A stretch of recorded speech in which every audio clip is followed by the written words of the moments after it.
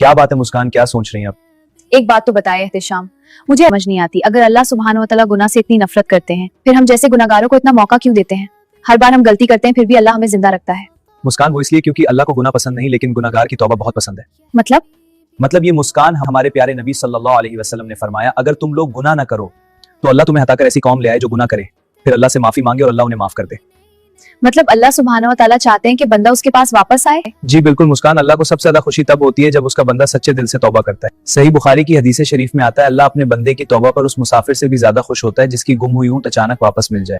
सुभान अल्लाह, मतलब चाहे गुनाह कितने भी बड़े हो अल्लाह फिर भी माफ कर सकता है। जी हाँ मुस्कान, अल्लाह सुब्हानहू व तआला कुरान में फरमाते हैं, कुल या इबादियल्लज़ीना अस्रफ़ू अला अनफुसिहिम ला तक़नतू मिन रहमतिल्लाह इन्नल्लाह यग़फ़िरुज़्ज़ुनूब जमीअन इन्नहु हुवल गफ़ूरुर रहीम। ऐ मेरे बंदों, जिन्होंने अपनी जिंदगी में बहुत गुनाह कर लिए हैं, अल्लाह की रहमत से कभी मायूस मत हो।